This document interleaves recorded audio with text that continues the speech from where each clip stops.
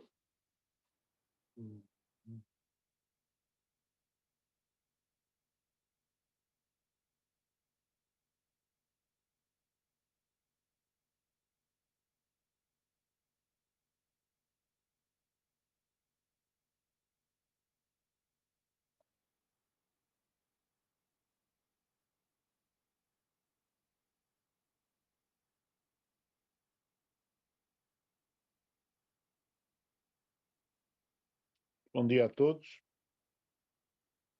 Como de costume, começaremos daqui às 11h10. Já agora aproveito para anunciar que tudo leva a crer que os resultados do primeiro teste serão publicados durante o fim de semana que se aproxima. Okay?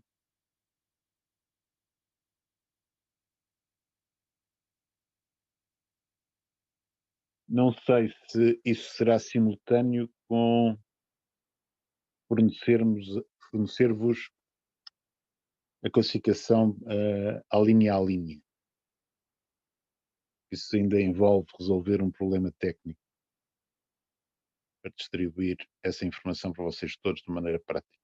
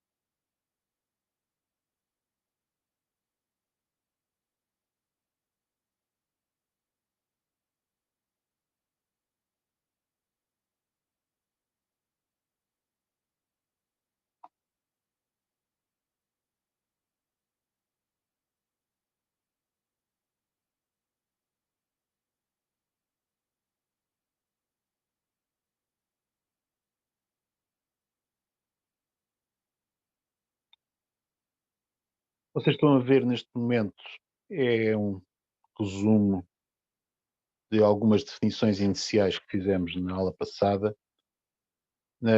para ter uma definição de integral de uma função, de função integrável. O que é o integral? Portanto, as primeiras coisas que fizemos na aula passada envolviam definir partição de um intervalo limitado e fechado, como sendo simplesmente um conjunto finito de pontos desse intervalo, incluindo os extremos, que subdividiam da maneira natural o intervalo em subintervalos cuja interseção de 2 a 2 no máximo é um único ponto. Okay? Convencionávamos escrever os pontos da partição, também chamada de composição, como T0, T1, T2, por aí fora, até TK. K era o número de pontos na partição, que era variável. Okay? A partir daí, considerando o supremo e o ínfimo da função f em cada um dos subintervalos definidos pela partição, construímos aquilo que chamamos soma superior da função relativa à partição e soma inferior da função relativamente a essa partição. Desta maneira que está aqui estes somatórios, em que nós pegamos no supremo ou no ínfimo, conforme o caso, e multiplicamos pelo comprimento do intervalo. Em termos gráficos, isso dava-me a área de um retângulo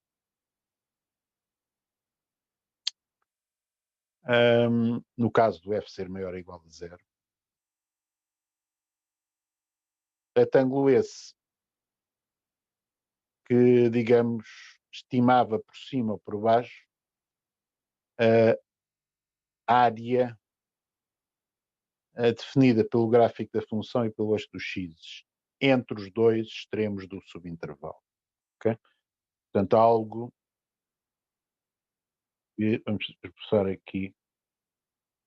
Portanto, se isto fosse o gráfico da função, suposta para esta motivação maior ou igual a 0, e se este fosse o ponto T índice J, este ponto T índice J mais 1 da decomposição, então a soma superior respondia à área deste retângulo vermelho e a soma inferior à área deste retângulo que estou a expressar a ver. Okay?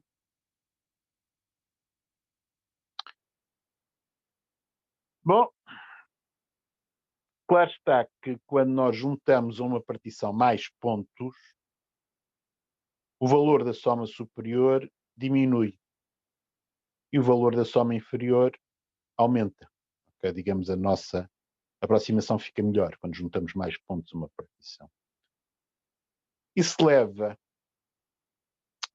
a definirmos o integral superior e o integral inferior da função como sendo o ínfimo das somas superiores quando variamos a partição em todas as partições possíveis e integral inferior através do supremo das somas inferiores quando P, a partição, varia em todas as partições possíveis.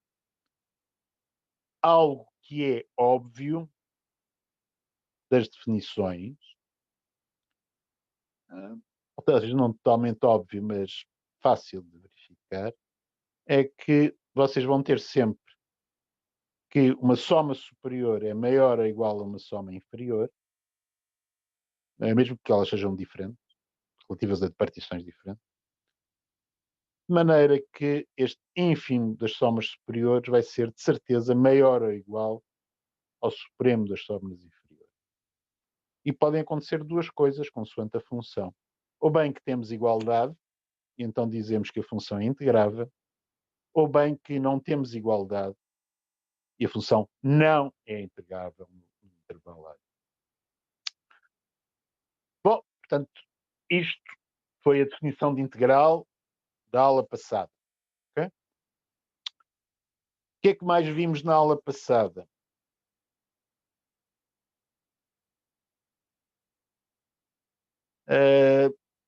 Vimos exemplos de funções integráveis e não integráveis.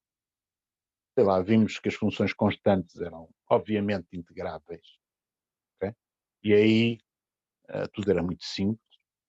Vimos que para uma função tão mal comportada como a função de Dirichlet não era integrável.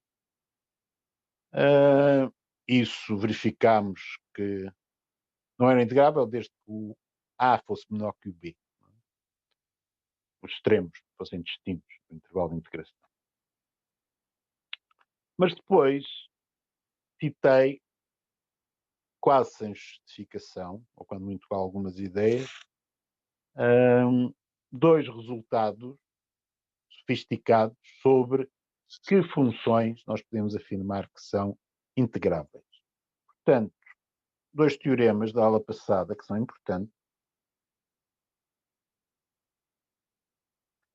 Se F em A B, valores em R,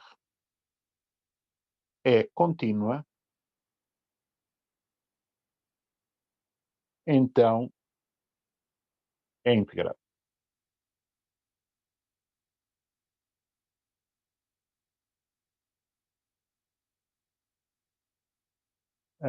O que eu vos disse é que este resultado depende de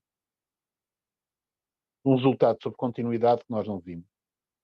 Que era o teorema de Cantor, que dizia que uma função contínua no intervalo limitado e fechado é uniformemente contínua.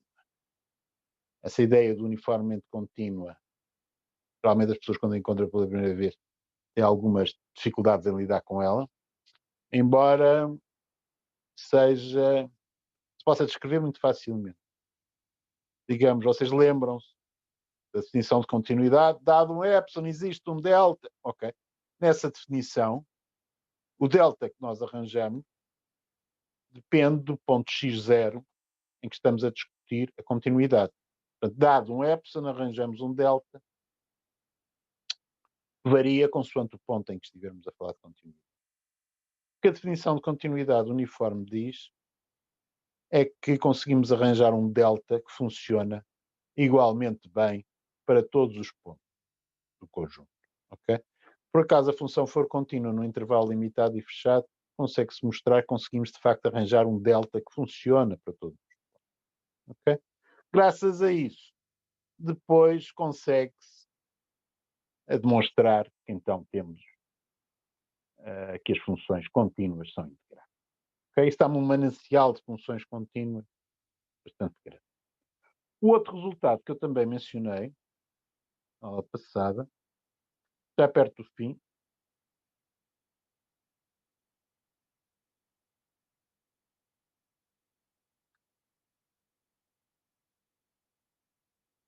foi que se G unida em A B com valores em R é monótona, então G é integrável.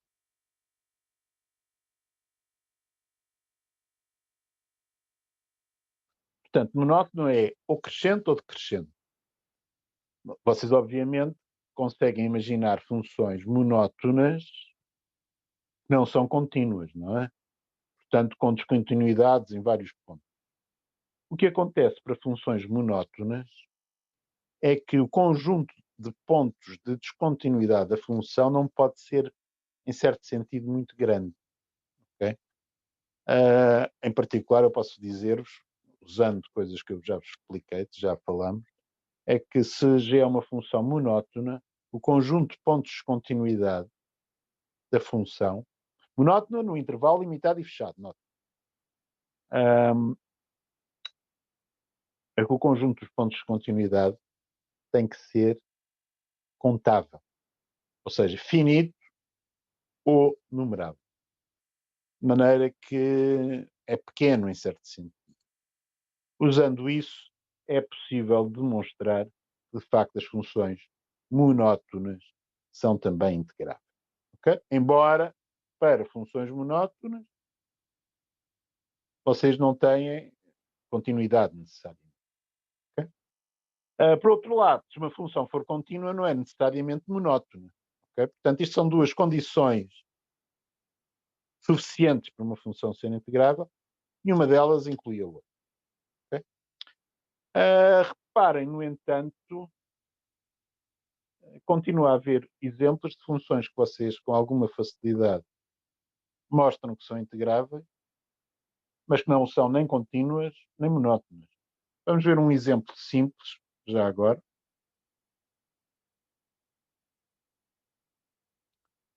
De uma função que é integrável.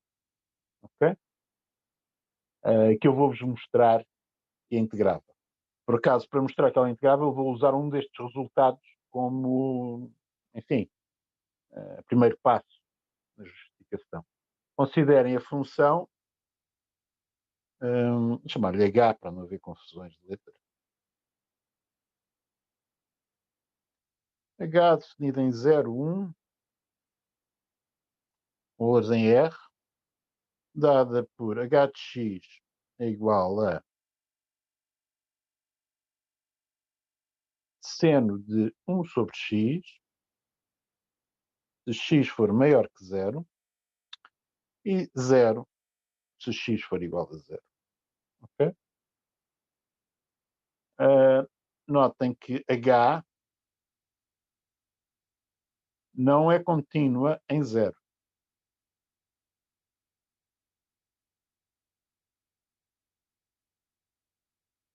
Porquê é que não é contínua em 0? Quando aquele 1 sobre x, quando o x tende para 0, valores superiores, que é tudo que me interessa aqui, tende para mais infinito. Okay? E aquele seno vai oscilando cada vez mais entre menos 1 e 1, fazendo uma descrição, enfim, imprecisa, mas sugestiva do que é que vai acontecer. O gráfico da função vai ser qualquer coisa como isto, em que perto de 0 oscila cada vez mais. Ok? Portanto,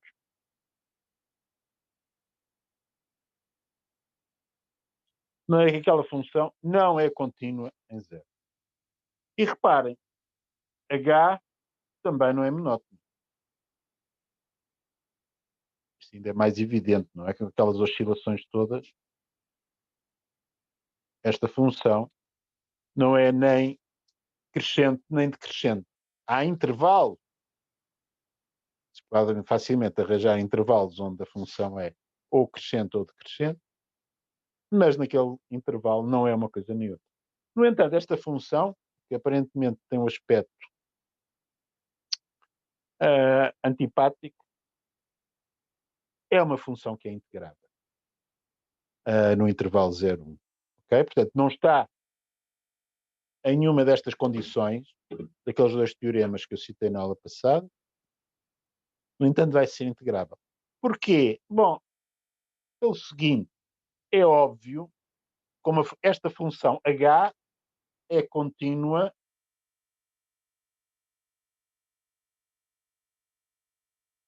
em epsilon 1, com epsilon maior que 0. Okay?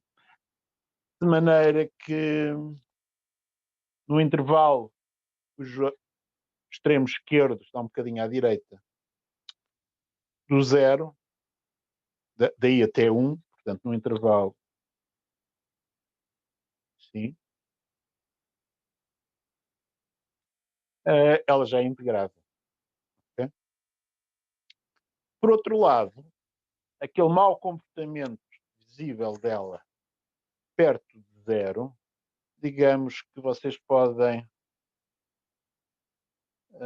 considerar aqui um retângulo que, se fizerem este epsilon tender para zero, tem uma área que tende para zero, cujo gráfico, portanto, o retângulo cobre o gráfico da função, aquele intervalo de 0 a epsilon. Okay? Se vocês fizerem, enfim, digamos, suponham que vocês querem mostrar que uma soma superior está perto de uma soma inferior, a menos de certo delta. Okay?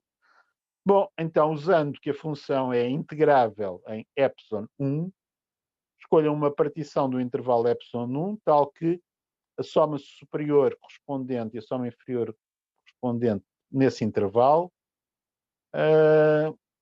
ficam a menos de delta. E, por outro lado, juntem à partição o zero,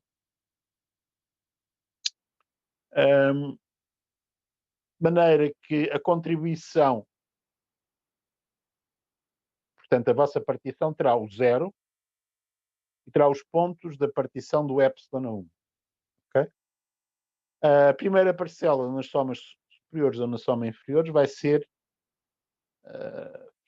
algo que ou é 1 vezes epsilon ou menos 1 vezes epsilon, porque o supremo e o ínfimo da função ali, o supremo é 1 e o ínfimo é menos 1, não é? Só que, como estão a multiplicar por epsilon, isso vai ter muito pouca importância para a diferença entre a soma superior e a soma inferior, quando vocês considerem todo o intervalo 0, 1. Okay? De facto, a sugestão que eu estou a dar é para usarem um resultado que já agora vamos escrever e que é útil para vocês justificarem, quando precisam de fazê-lo à custa da definição, que uma função é integrável. Okay? Portanto, proposição fica de referência para o futuro. Diz assim, portanto, é uma condição de integrabilidade. Okay?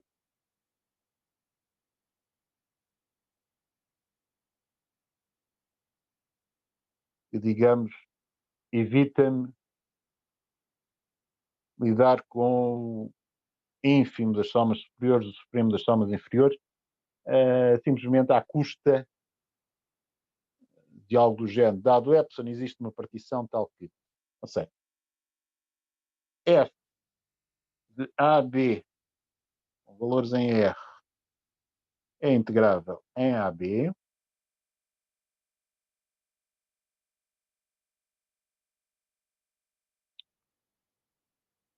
se e só se qualquer que seja o epsilon positivo, existir P uma partição. Já agora, alguns livros vocês encontram a notação que eu estou aqui a usar, aquele P caligráfico de AB é o conjunto de todas as partições de AB.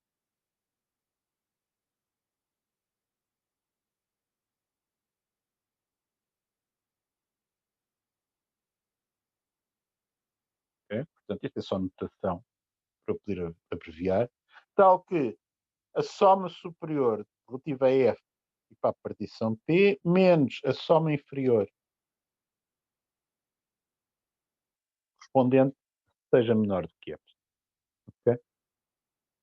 Portanto, isto evita ter que lidar com o supremo das somas inferiores e o ínfimo das somas superiores. Porque é que isto funciona? Reparem que aqui, e porque isto é prático, temos a mesma partição P, tanto na soma superior como na soma inferior. Porque é que isto funciona? Porque vocês podem comparar uma soma superior e uma soma inferior relativas a partições diferentes da seguinte maneira. Portanto, é uma observação simples, mas importante. Se quiserem justificar isto, convém ter em mente.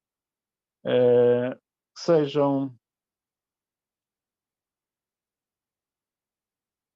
P1 e P2, duas partições. A, B. Então, a soma inferior relativamente a P1 é, de certeza, menor ou igual à soma inferior relativa a P1 unida com P2. Ou seja, quando eu junto pontos a uma partição, a soma inferior aumenta, de certeza. Okay? Vão ver a definição para se convencerem, se tiverem dúvida. Esta soma inferior, obviamente, é menor ou igual à soma superior relativamente a P1 união com P2. Bom, e esta é de certeza menor ou igual à soma superior relativa a P2. Okay? De maneira que, mesmo quando vocês têm partições diferentes, podem dizer que qualquer soma inferior é menor ou igual a uma soma superior. Okay? Precisarão disto para justificar esta condição de integrabilidade. Okay? Portanto, naquele exemplo do seno de 1 sobre x, usem isto. Okay? E aquele truquezinho. Ai, caramba! Alguém ligou o microfone e caiu ao mesmo tempo. Okay? Portanto, naquele caso do seno de 1 sobre x, entre 0 e 1, vocês usem isto construindo uma partição à custa da integrabilidade no intervalo epsilon 1 e juntando simplesmente o ponto zero.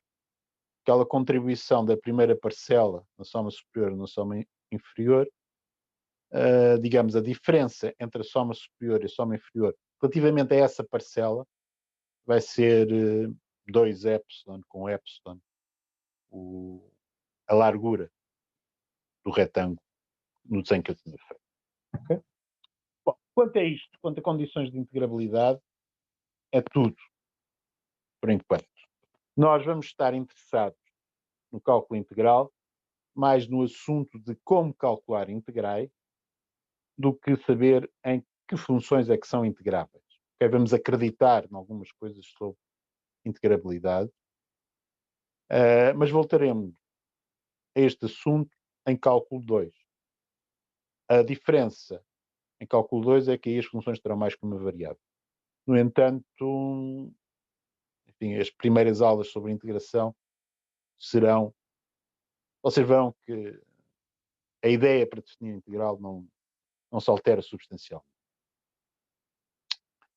Bom, portanto, vamos passar a outra coisa. E aquilo a que vamos passar a seguir vai-me preparar aquilo que eu vou precisar. Como calculo integrais? Okay? Bom, para já, vamos observar o seguinte.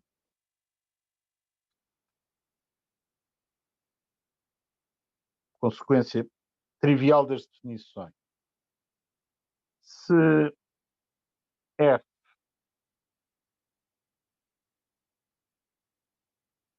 é integrável em AB,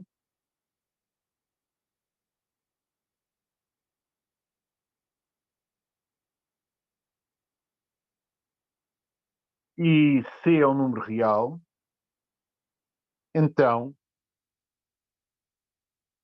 C vezes F é integrável em AB.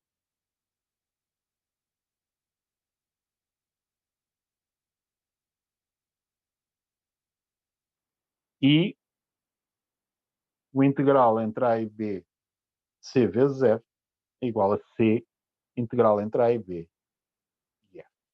Ok? Porque é que isto é verdade e é muito fácil de demonstrar? Uma soma superior e uma soma inferior de C vezes F, obviamente, são C vezes a soma correspondente relativamente ao F, certo? Ok? Ahm, se o C for positivo ou nulo e se o C for negativo, claro está que a relação de ordem inverte, mas também é fácil provar o que acontece nesse caso. Okay? De maneira que, à custa disso, é fácil chegar à conclusão que de facto isto é verdade. Okay? Portanto, esta afirmação é bastante clara se vocês pensarem nos detalhes da definição de integral. É menos óbvia, mas também não muito difícil, esta outra proposição. Se tivermos duas funções f e g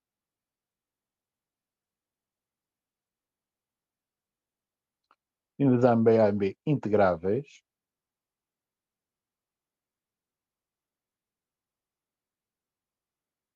agora escrever isto em bom português, são integráveis em AB,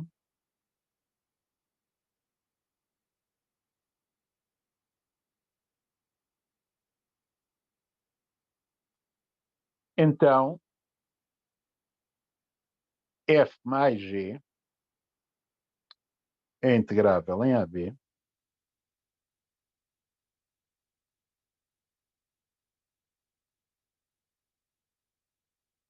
e o integral entre A e B de f mais g é igual à soma dos integrais de f e g. De maneira que eu poderia ter usado para abreviar estas duas posições seria dizer que as funções integráveis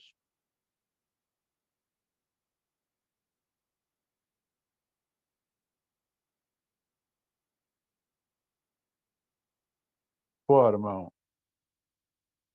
um espaço vetorial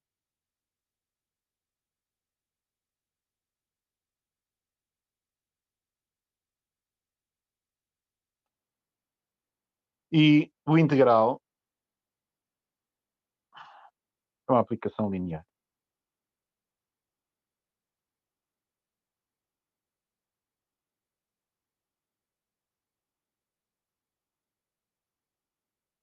Deixo ao vosso cuidado lembrarem-se do que aquilo que devem estar a ver em álgebra linear para verem que assim é. Certo? Bom, notem que as funções integráveis formam um espaço vetorial que não é de dimensão finita, não é? Portanto, muito o que vocês fazem em álgebra linear é para espécies vetoriais de dimensão finita. As funções integráveis num intervalo AB com A menor que B não formam um espaço vetorial de dimensão finita. E é fácil, deixa ao vosso cuidado de verificar aí. Mas não deixa ao vosso cuidado. Sugestão simples. Estão lá todos os polinómios, certo? Polinómios são funções contínuas. E vocês com facilidade mostram que os polinómios não têm dimensão finita. Não formam um subespaço de dimensão finita. Formam um subespaço, mas que este não é de dimensão finita. Como? Se vocês considerarem uma combinação linear de um número finito de polinómios, haverá um deles que tem maior grau que todos os outros, não é? O resultado vai ter grau menor ou igual a esse. Bom, os polinómios com maior grau não estão lá. Certo? Portanto, a razão pode ser justificada. Bom, no meio disto, a primeira proposição é bastante óbvia, das definições. A segunda não é tão óbvia. Porque é que a integração funciona bem com a soma. Vou aproveitar para inicializar aqui o zoom. O que toca ao quadro branco, senão daqui a pouco não me lembro. Portanto, porque é que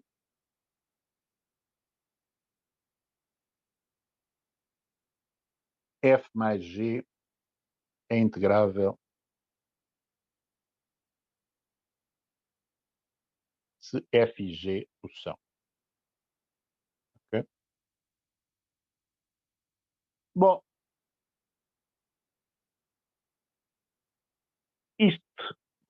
porque é que isto funciona? Baseia-se em observarmos a seguinte propriedade do supremo e do ínfimo. Se vocês tiverem o supremo da soma de duas funções, uma coisa que vocês descobrem com facilidade, isto vou deixar ao vosso cuidado de justificarem, é que isto de certeza é menor ou igual ao supremo de f mais o supremo de g.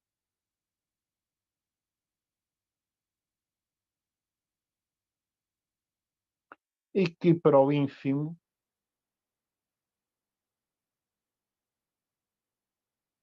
vale a desigualdade em sentido contrário.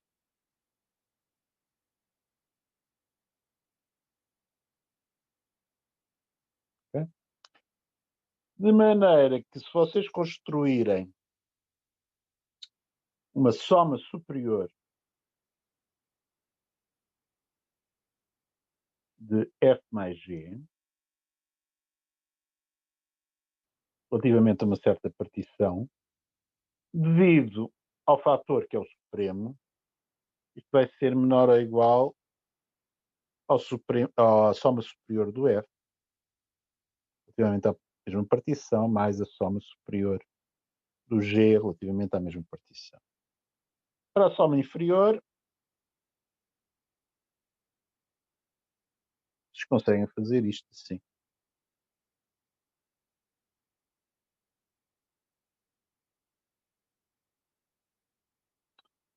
Bom, a soma superior do f mais g é de certeza maior ou igual à soma inferior. Okay? De maneira que, se vocês sabem que o g é integrável, podem tornar a diferença entre a soma superior e a soma inferior do g pequena, graças a uma certa partição. A mesma coisa para o f, graças a uma outra partição. Mas agora pensem na partição que é a união das duas. Okay? Para esta, então,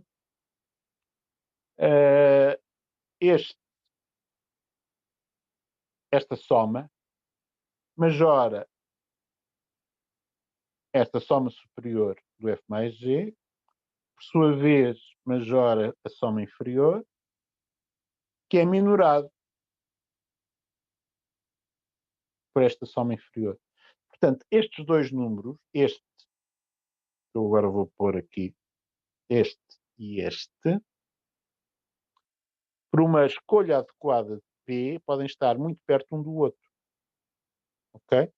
Mas se eles estão muito perto um do outro, aqueles dois, este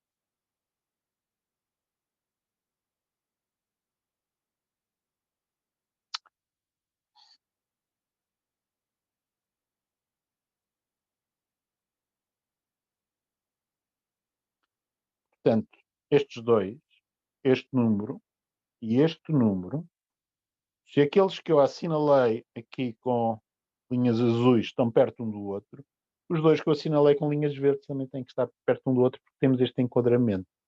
Okay? Bom, e agora, isso justifica que o f mais g é integrável.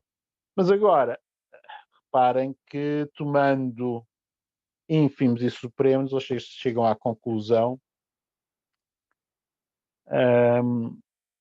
que chegam à conclusão que tem que ter a igualdade, a linearidade Tenho que ter que o integral da soma é igual à soma dos integrais. Ok? Bom.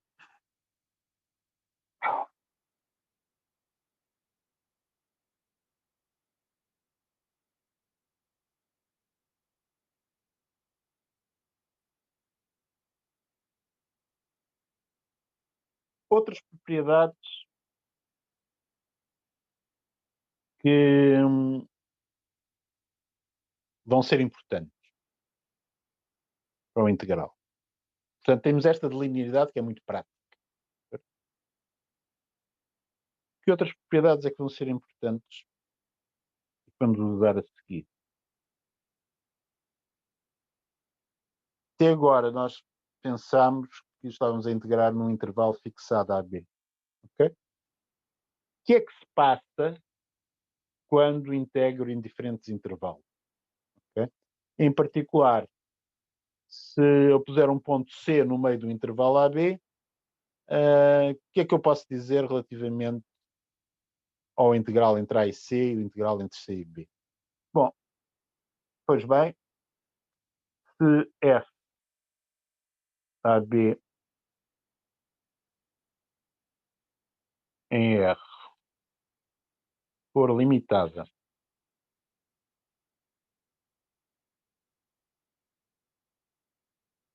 C for um ponto no intervalo aberto, ok? AB, portanto, claro está que o A é menor que B.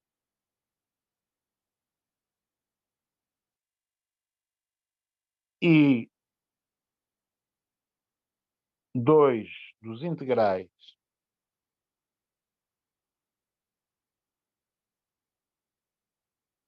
entre A e B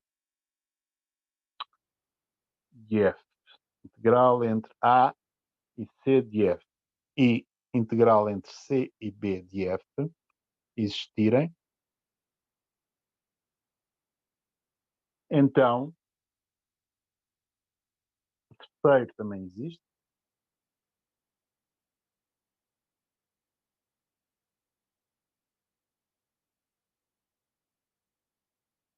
E o integral entre A e B de f é igual ao integral entre A e C de f mais o integral entre C e B. Coisa que pensarmos na interpretação geométrica do que era o integral, no caso particular do f ser maior ou igual a zero, interpretávamos com uma certa área entre o gráfico e o eixo do x, parece totalmente razoável, não é?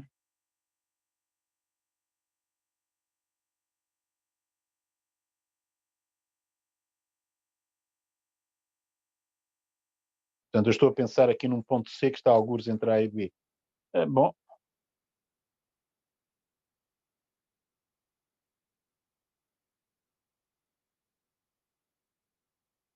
isto lembrem-se na aula passada, eu falei-vos de que se quiser falar de áreas eu tenho que ter uma certa propriedade de aditividade de áreas.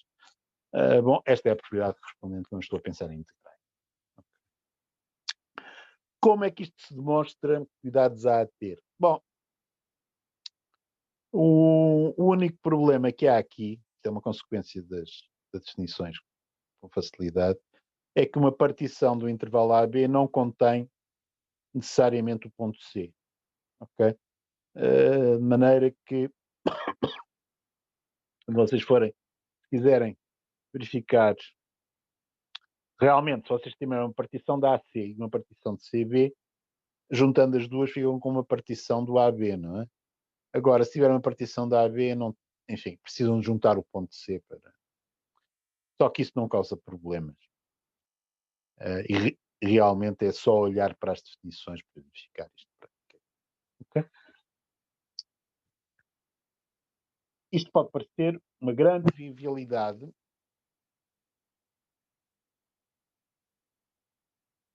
no entanto, começa a ter consequências interessantes.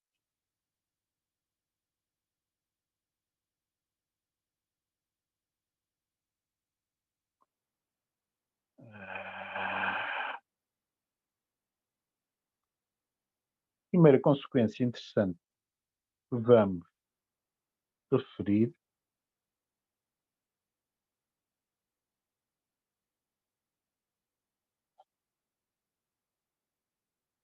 é a seguinte.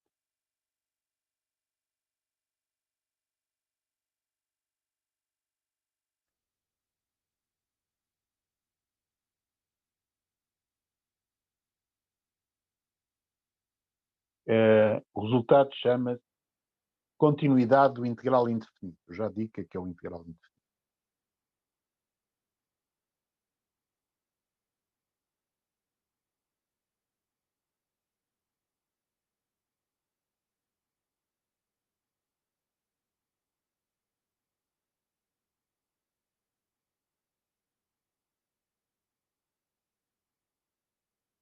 Ou seja,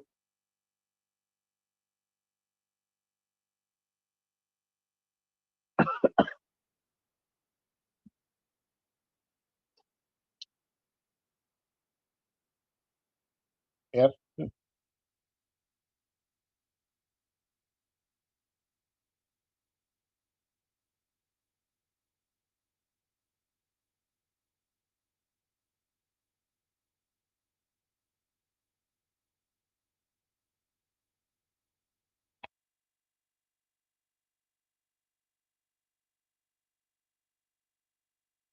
uma função definida em AB integrável. Então,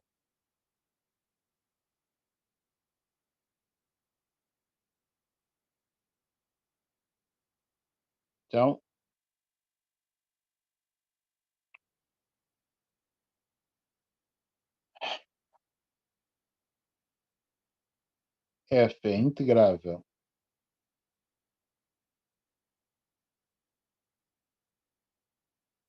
em qualquer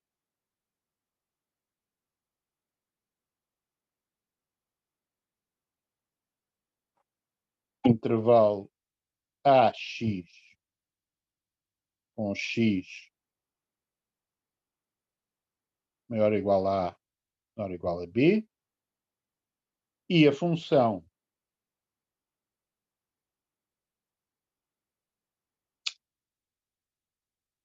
Hx dada por um integral entre A e X de F é uma função contínua.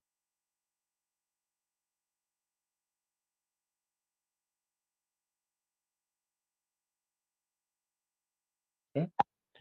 Portanto, estou a dizer que uma certa função é integrável no intervalo AB grande e estou a imaginar um ponto X que varia entre A e B. E considero o integral entre A e X. Este integral é aquilo que se chama integral indefinido. Daí o nome do resultado.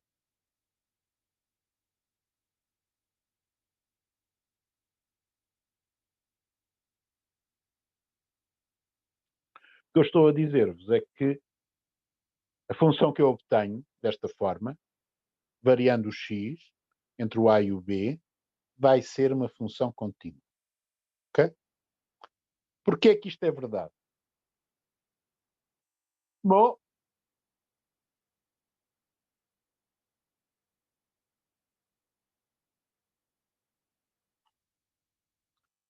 porque se eu considerar o valor da função h num ponto x mais já foi um nome infeliz. X mais não, digamos assim, h de x menos h de x0. Okay? O que é isto? É o integral entre a e x do f menos o integral entre a e x0 do f. Ok? Suponha-se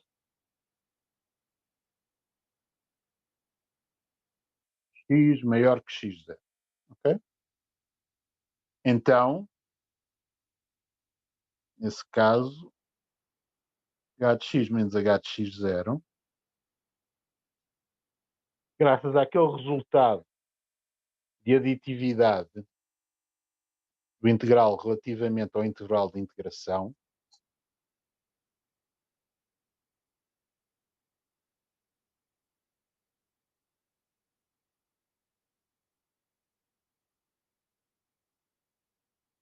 né?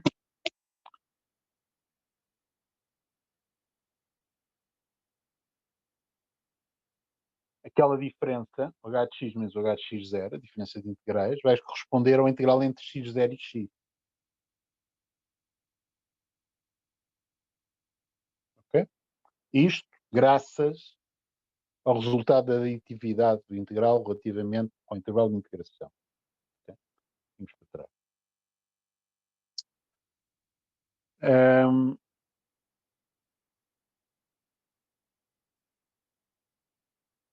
Isto supondo que eu tenho a certeza que todos estes integrais existem.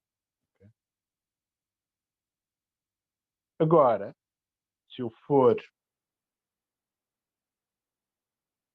pegar no módulo h de x menos h de x0, uma consequência da definição de integral bastante simples é esta. O integral entre x0 e x de f vai ser menor ou igual ao comprimento do intervalo x0 a x, que é mod de x menos x0. Aqui seria x menos x0, porque eu estou a supor o x maior que x0. Mas já estou a preparar a situação em que o x também está à esquerda, vezes o supremo do f no intervalo x0 a x,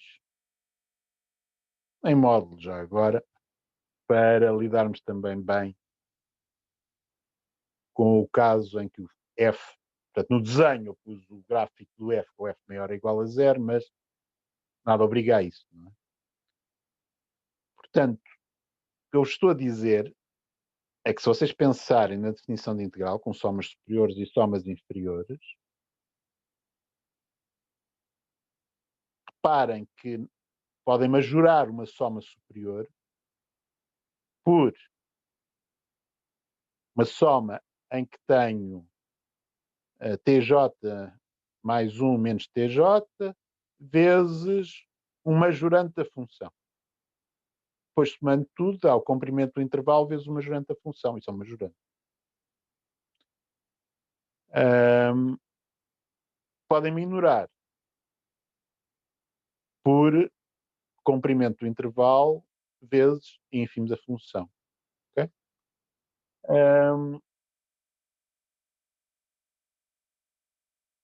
Portanto, nesta situação, vocês conseguem fazer isto. Já agora, isto devia ser, como o x0 e o x estão a variar, eu podia simplesmente pôr aqui supremo do f em módulo para todo o intervalo AB. Okay? Isto é uma constante. Okay? Portanto, um majorante do módulo de f em todo o intervalo AB. Okay? O B está algures por aí. Não é? Se o x for menor do que x0, é uma questão para que começamos a ter aqui um pequeno problema, não é? Portanto, menor do que x0, tenho que voltar a escrever isto com os limites de integração trocados. Ok? E dar um outro argumento que é muito parecido para chegar à mesma conclusão, tal e qual. Okay? Portanto, estou a dizer-vos que vocês conseguem fazer isto também. Só que, portanto, a última linha de desigualdade funciona, só que o integral entre x0 e x já não me dá grande jeito. Há uma maneira de ultrapassar isso, que é esta. Convenciona-se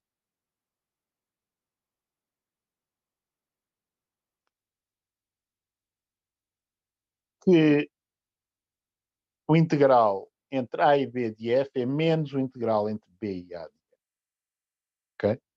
Portanto, embora nós façamos a definição supondo que o limite superior do integral é maior que o limite inferior, quando o A for maior que B, nós convencionamos que o integral entre A e B de f é menos o integral entre B e A. Ok? O integral entre B e A, portanto, nesse caso já o B é menor do que o A, já nós sabemos o que é. Ok? Se vocês fizerem isso e usarem essa notação, vamos usar a partir de agora, verificam que se por acaso o x for maior ou menor do que x0 ou igual, portanto, se x for maior ou igual a x0 ou o x for menor ou igual a x0, eu posso escrever isto assim. Okay? Só que no caso do x0 ser maior que o x,